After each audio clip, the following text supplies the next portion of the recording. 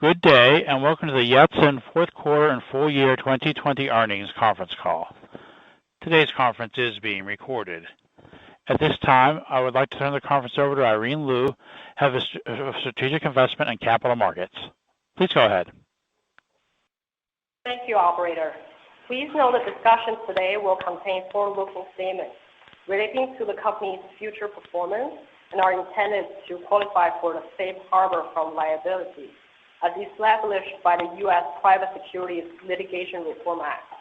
Such statements are not guarantees of the future performance and are subject to certain risks and uncertainties, assumptions, and other factors. Some of these risks are beyond the company's control and could cause actual results to differ materially from those mentioned in today's press release and this discussion. A general discussion of the risk factors that could affect Yatsen's business and financial results is included in certain filings of the company with the Securities and Exchange Commission. The company does not undertake any obligation to update this forward-looking information except as required by law. During today's call, management will also discuss certain non-GAAP financial measures for comparison purposes only. For a definition of non-GAAP financial measures and the reconciliation of GAAP to non-GAAP financial results, please see the earnings release issued earlier today. Joining us today on the call from Yatsen's senior management are Mr. Jinfeng Huang, our founder, chairman, and CEO, and Mr. Donghao Yang, our CFO and director. Management will begin with prepared remarks, and the call will conclude with a Q&A session. As a reminder, this conference is being recorded. In addition, a webcast replay of this conference call will be available on Yatsen's investor relations website at ir.yatsenglobal.com. I will now turn the call over to Mr. Jinfeng Huang. Please go ahead. Okay, thank you, Irene.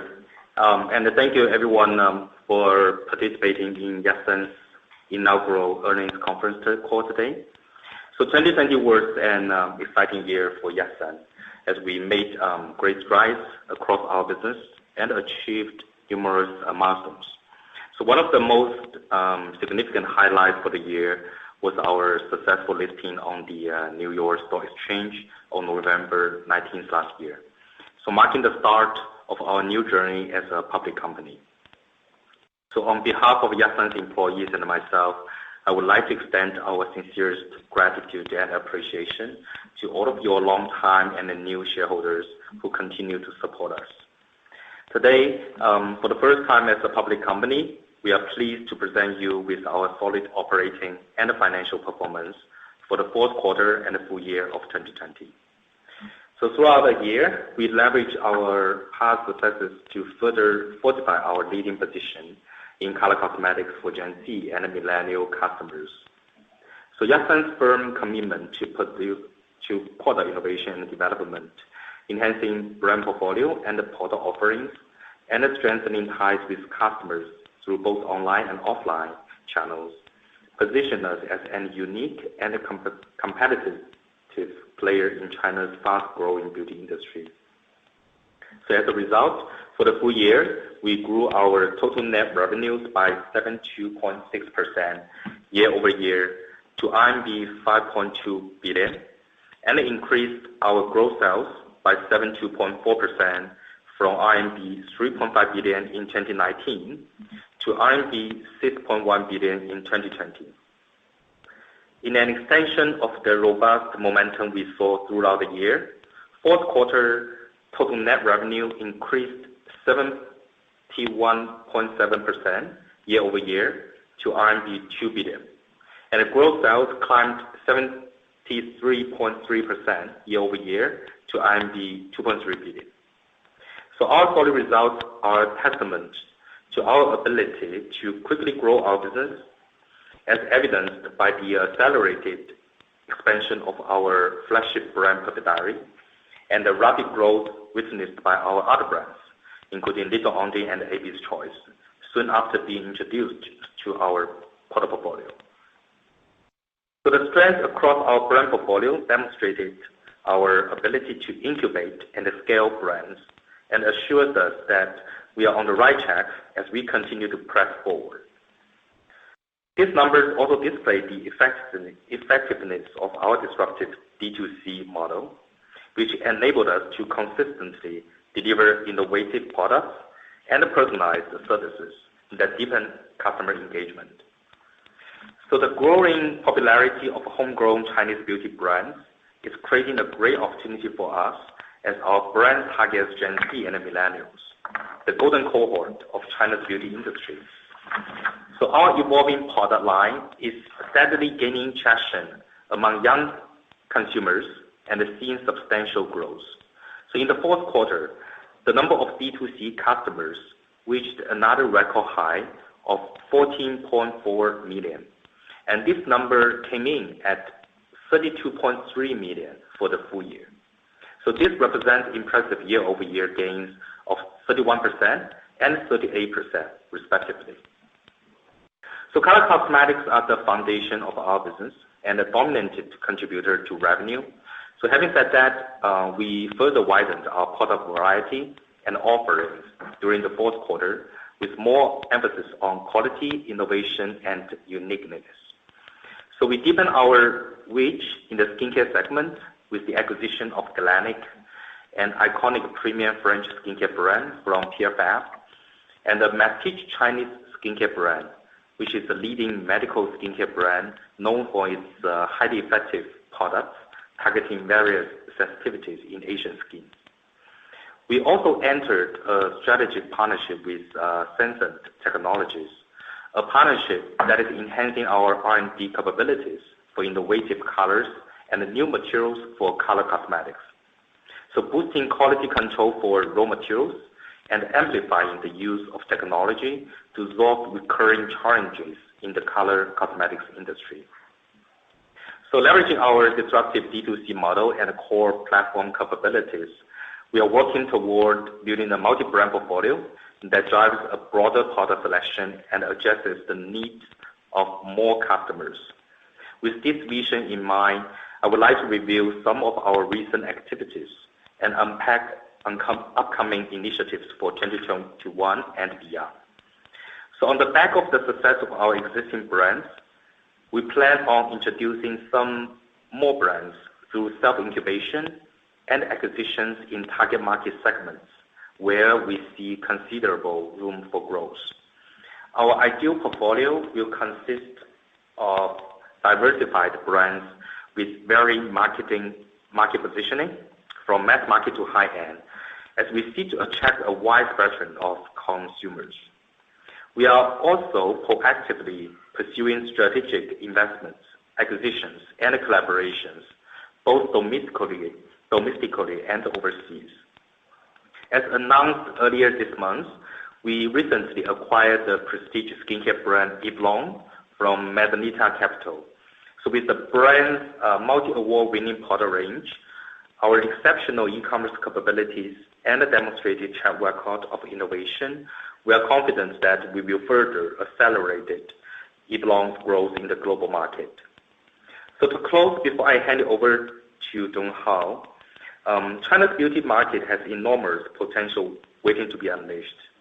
So our customer-centric value proposition, disruptive D2C business model, and strong R&D capabilities uniquely positioning Yatsen to play a leading role in the country's evolving beauty industry.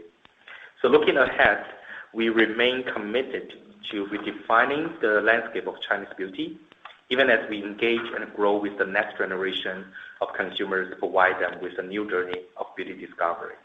So thank you, everyone. With that, I will now turn the call over to our CFO, Donghao Yang, to discuss our financial performance. Thank you, David, and hello, everyone. We finished the fourth quarter of 2020 with a set of solid financial results. Our healthy top-line growth reflects the strong performance we achieved across our brand portfolio and demonstrates the deep market appeal of our products, success of our growth strategy, and our ability to skillfully execute our operational plan. In an effort to scale our brand and expand our portfolio, profitability was impacted during the quarter as a result of increased selling and marketing expenses.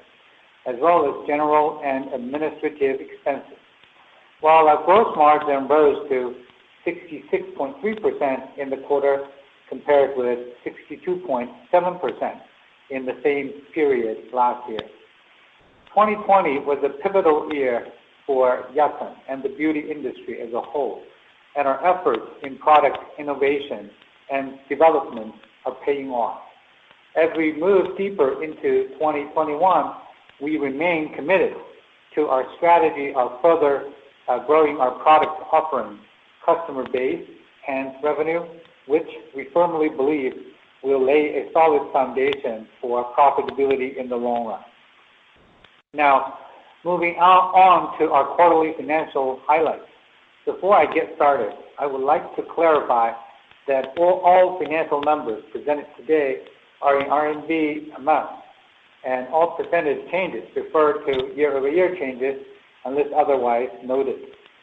Total net revenues for the fourth quarter of 2020 increased by 71.7% to 2 billion RMB from 1.1 billion RMB for the fourth quarter of 2019, primarily attributable to the growth in sales volume of our beauty products driven by increases in the number of customers during the same period.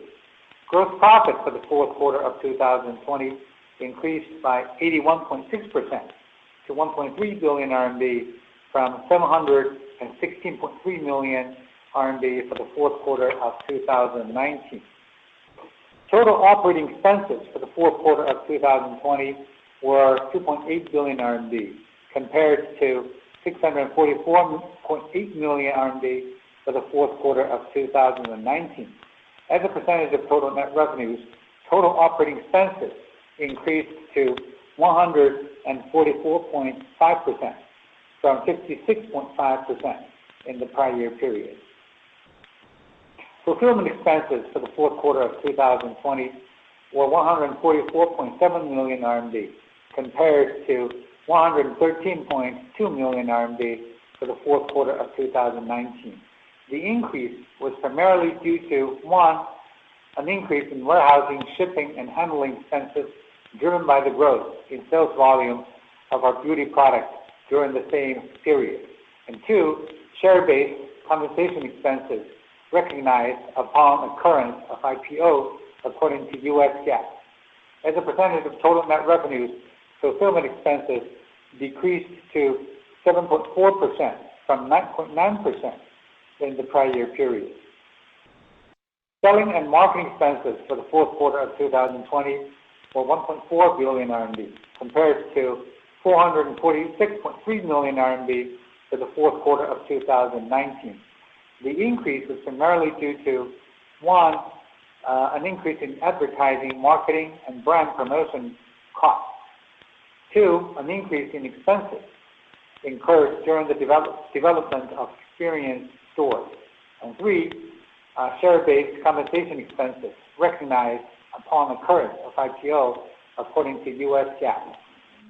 As a percentage of total net revenues, selling and marketing expenses were 70.3% compared to 39.1% in the prior year period. General and administrative expenses for the fourth quarter of 2020 were 1.3 billion RMB compared to 71.9 million RMB for the fourth quarter of 2019. The increase was primarily due to, one, an increase in personnel costs, and two, recognized expenses upon occurrence of IPO according to US GAAP. As a percentage of total net revenues, general and administrative expenses were 65.6% compared to 6.3% in the prior year period. Research and development expenses for the fourth quarter of 2020 were 25.6 million RMB compared to 13.4 million RMB for the fourth quarter of 2019. The increase was primarily due to, one, an increase in personnel costs, and two, recognized share-based compensation expenses upon occurrence of IPO according to US GAAP. As a percentage of total net revenues, research and development expenses were 1.3% compared to 1.2% in the prior year period. Loss from operations for the fourth quarter of 2020 was 1.5 billion RMB compared to income from operations of 71.5 million RMB for the fourth quarter of 2019. Non-GAAP loss from operations for the fourth quarter of 2020 was 290.1 million RMB compared to non-GAAP income from operations of 90 million RMB for the fourth quarter of 2019. Net loss for the fourth quarter of 2020 was 1.5 billion RMB compared to net income of 46.2 million RMB for the fourth quarter of 2019. Non-GAAP net loss for the fourth quarter of 2020 was 287.4 million RMB compared to non-GAAP net income of 64.8 million RMB for the fourth quarter of 2019. Net loss attributable to Yatsen's ordinary shareholders per diluted ADS for the fourth quarter of 2020 was 4.04 RMB compared to net income attributable to Yatsen's ordinary shareholders per diluted ADS of 0.1 RMB for the fourth quarter of 2019. Non-GAAP net loss attributable to Yatsen's ordinary shareholders per diluted ADS for the fourth quarter of 2020 was 0.73 RMB compared to non-GAAP net income attributable to Yatsen's ordinary shareholders per diluted ADS of 0.16 RMB for the fourth quarter of 2019. As of December 31st, 2020, the company had cash and cash equivalents and restricted cash of 5.7 billion RMB compared to 676.6 million RMB as of December 31st, 2019. For the quarter ended December 31st, 2020, net cash used in operating activities was 362.1 million RMB. Looking at our business outlook for the first quarter of 2021, we expect our total net revenues to be between 1.37 billion RMB and 1.42 billion RMB, representing a year-over-year growth rate of approximately 35% to 40%. This forecast reflects our current and preliminary view on the market and operational conditions, which is subject to change. With that, I would now like to turn the call to Q&A.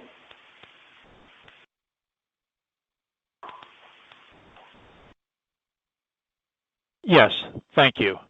We will now begin the question and answer session. To ask a question, you may press star then one on your touch-tone phone. If you are using a speakerphone, please pick up your handset before pressing the keys. To withdraw your question, please press star then two. For the benefit of all participants on today's call, if you wish to ask your question to management in Chinese, please immediately repeat your question in English. At this time, we will pause momentarily to assemble the roster. And the first question comes from Christine Cho with Goldman Sachs. David and Donghao, congratulations on your first earnings call. I have two quick questions. One, could you give us some kind of your key assumptions behind your guidance for the next quarter? And secondly, I would love to get an update on the Perfect Diary skincare expansion plans. And also with all the acquisitions of Galenik and Eve Lom and some of the skincare brands, how do you see the skincare mix evolving in the long run? Thank you. Christine, sorry, I didn't quite get your first question. So you want to provide some color behind the Q1 guidance or what? Yes, yes. So I'm sorry, what do you mean by color? I mean, the guidance is the guidance. It's 35 to 40%. I'm sorry, I got confused. Yeah, so some market conditions that you're looking at, what kind of growth you're looking at for the category as a whole. Some, the FX rates you mentioned, it's 6.52. But what are some of the things, or let me phrase it this way, what are some of the key factors that could be very important to looking into first quarter?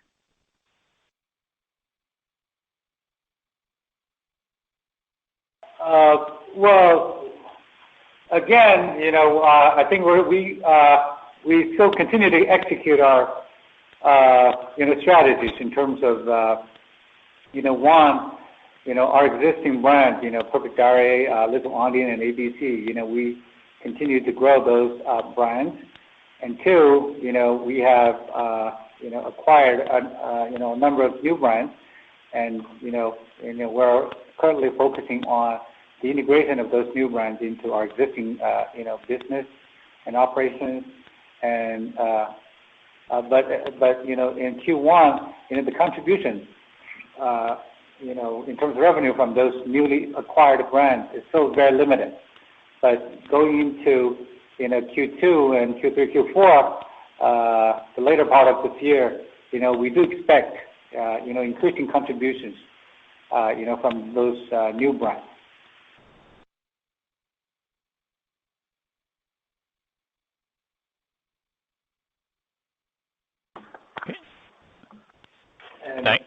Thank you. Oh, wait, we still have the second question to answer. Operator, so go ahead. David, go ahead.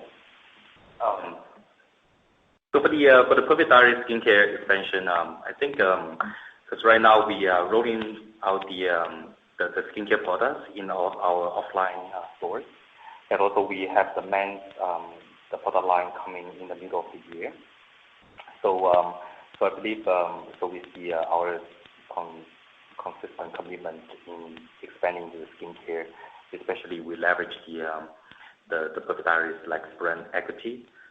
So we believe long-term wise the skincare will contribute a portion of the Perfect Diary's the growth there. And just to build on for the Q1 the guidance expectation, and also if you look at for our existing brands, and most of the new product launch is usually not in Q1, and so there will be more new products and even new brands coming out to be launched after the Q1. Yeah, that's it.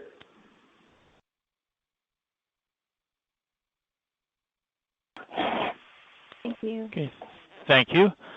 And the next question comes from Dustin Wei with Morgan Stanley. Thanks, management, for the question opportunity. So I think the first question is still related to the guidance of the 35 to 40% year-on-year. I kind of think of that, first quarter 20, even for the online business was, slightly or meaningfully impacted by COVID. So there's sort of a little low base effect there, and yet we have this guidance. So not sure if we can talk about the breakdown by brand or some of dynamic for online, offline. Like, for example, if we think 35 to 40% sales growth for the full company, then what's the growth that we should look for the Perfect Diary, for example, or what's the growth for online? Just try to get a sense about that. Management is a little bit too conservative, or this is reasonable guidance.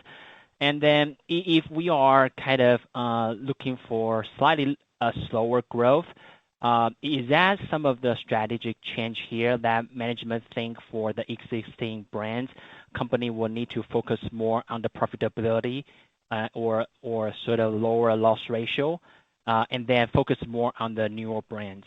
So that's sort of related to, I guess, the first quarter guidance and some of potential strategy change. I guess the second question is that when we think about the more premium brand like Galénic or Eve Lom, are they the brands that are going to be generating the profitable growth, or they company will use the similar sort of methodology to really drive the very strong sales growth, and then but this brand yet in the short term will be loss making? Third question is related to our, I guess, the balance sheet and the cash. So I think for 2021, if we assume company will still have some loss and the working capital needed for expanding the business and the potential M&A, so what kind of the cash consumption or cash burn that we should look for the end of the 2021? Thank you very much. Well, thank you for the question. Let me first try to take a shot at your question. So, first of all, last year, actually Q1 was not a low base. especially in our business. Maybe in some of the other businesses, they saw the impact of the COVID-19 a bit earlier. But for us, Q1 last year, we saw, 120% year-over-year growth. So it was a very strong quarter in our mind. So the impact from COVID-19 started to hit us actually from Q2 and even until maybe in some part of the China today. Because as you know, in the last few months, in some parts of the country, especially in the northern part of the country, COVID-19 came back, and in some of the cities, offline stores were closed again, and some of our stores were impacted too. So we're not trying to be conservative in providing the guidance, but again, as we mentioned earlier, in Q1, some of the new products for existing brands like Perfect Diary, Little Ondine, will not be launched until Q2. And the contribution to our revenue from the newly acquired brands, will not present themselves or will not show themselves in our financials, starting from Q2. Currently, we're busy, trying to integrate, Glennick and the other Chinese brands into our operations, and we haven't even actually closed. We signed the SPA for Eve Lom. That's why, we had to disclose the deal, but it will take us another couple of weeks, to actually close the deal. And the, consolidation of Eve Lom numbers into our financials, will start only, from the beginning of Q2. So we believe that the growth rate of our overall business will start to come back or pick up, starting from Q2 compared to Q1. So it's not like, all right, this Q1 growth rate year over year is representative of, the growth rate for the full year. So your second question, okay. Yeah, and Dustin, for your second question, I think it's relating to, the strategy for new brand and existing brand. So actually, when we are determining a brand strategy, the company will actually look at the brand's development stage and cycle instead of whether the brand is new or existing. So for example, even for our first brand, Perfect Diary, if we identify good growth opportunities in the new category or new offering, we will not hesitate to implement a growth strategy by continue to invest in sales and marketing to further build the brand equity and increase customer awareness. So basically, when we look at our brand portfolio, right, in the long term, we are going to launch more brands through a combination of self-incubation and also M&A. But even for M&A, it's not only a pure, aggregating all revenues together to increase the overall group level sales, but rather we're very good at growing the brand that we acquire. Basically growing the top line, increase the market share.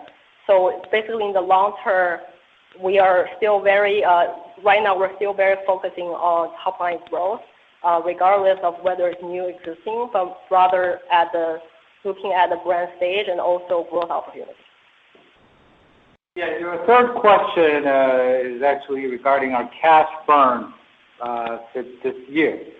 All right, I can only talk about our operating cash, flow, because you can never plan ahead of time, your next acquisition activity. So this year, as we explained to our investors, it's going to be another loss-making year because our current focus is on top line growth. So it's going to be a negative operating, cash flow year for us. But hopefully next year, we're going to be able to break even in our bottom line, and so our cash flow situation.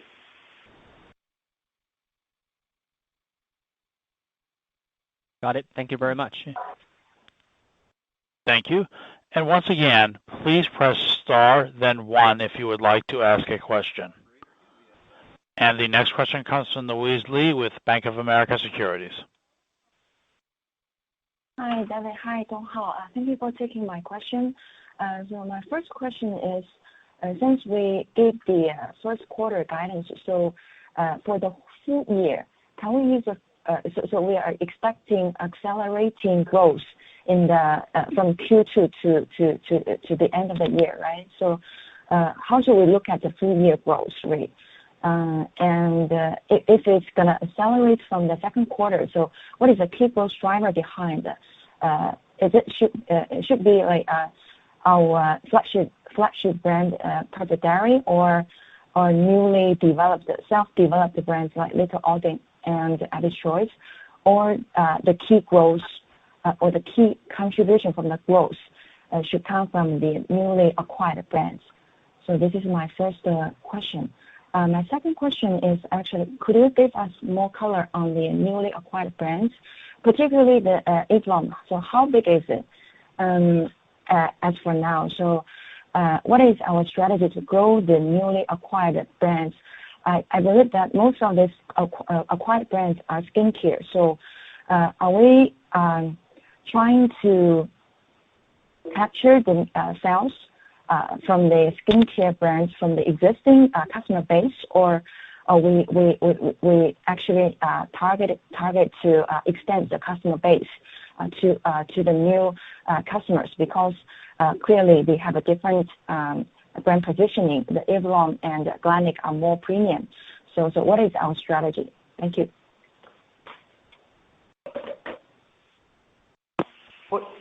Thank you for your question. For your first question, we do not provide full year guidance, for our top line growth. But as I said earlier, starting from Q2, we may see some, pick up on our growth rate because, as I explained earlier, first of all, Q1 last year was a very strong quarter. And Q1 this year, our business, especially our offline business, still got hit by the COVID-19 situations in some parts of the country. And two, our newly acquired brands, haven't started contributing to our top line. Starting from Q2, we're going to see some of that. And three, if you look at, our existing brands, we do have plans to launch new products or product categories. For example, Perfect Diary, we're going to be launching, for example, male product in Q2 or Q3 this year. So those will be the drivers for our top line growth for the remaining 3 quarters of the year.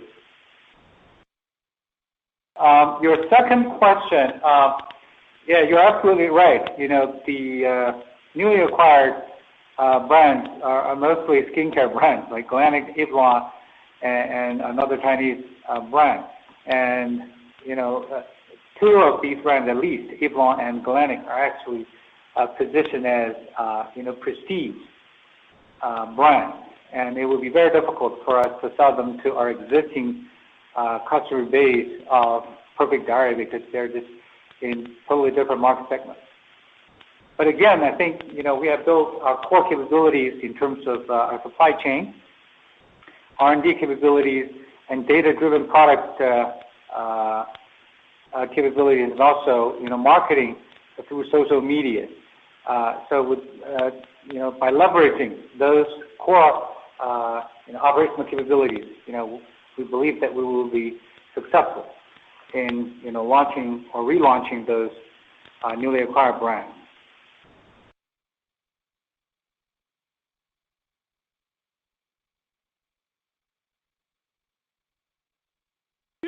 Okay, thank you.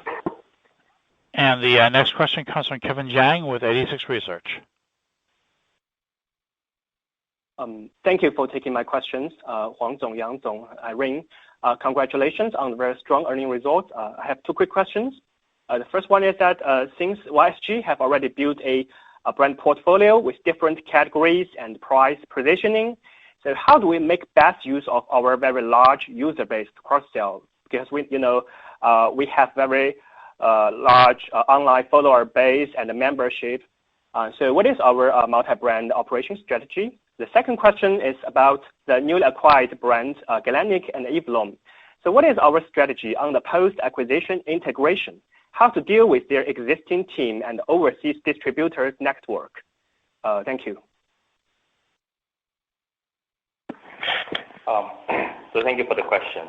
So going back to the first one, so when we expand into the multi-brands, and I guess so we can leverage like our existing customer base and also our organization capabilities.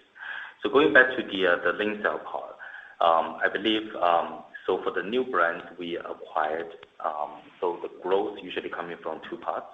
One part is about we can leverage existing the capacity or customer base to either test the products or to test the brand positioning or to launch and design new products. So that's a benefit we can get. And also another thing that we are good at is actually to accelerate the growth of the brand we acquired based on our D2C business model. So going back to your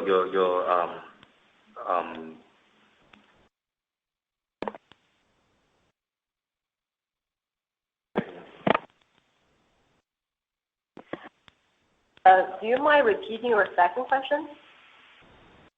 Sure, no problem. So since we have acquired Galénic and Eve Lom, these two overseas brands, so what is our strategy on the post-acquisition integration? For example, how to deal with their existing team, R&D resources, as well as the overseas distributors?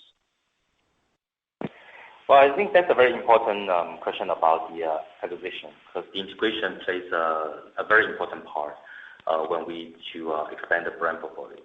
So right now, there are a few steps we're taking. One of the most important things is actually we are not 100% buyout. It's more like a joint venture with the existing shareholder, which can help us to smoothly transfer the operation.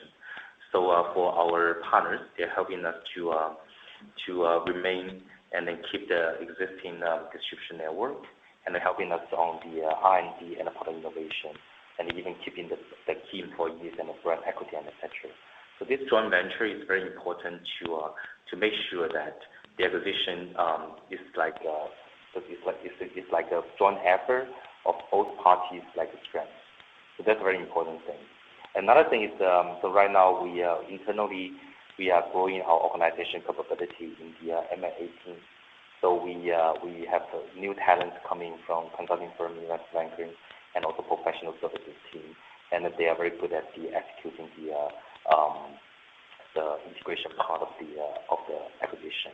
So we believe with the external help and also the internal teams like the commitment, we're getting better and better in executing those acquisition deals. So thank you so much.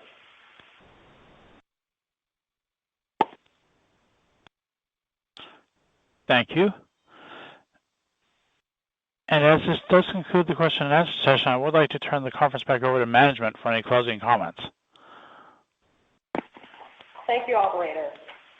So thank you once again for joining us today. If you have any further questions, please feel free to contact us at Yatsen directly or TPG Investor Relations. Our contact information for IR in both China and the U.S. can be found on today's press release. Have a great day. Thank you. Thank you. Thank you. The conference has now concluded. Thank you for attending today's presentation. You may now disconnect.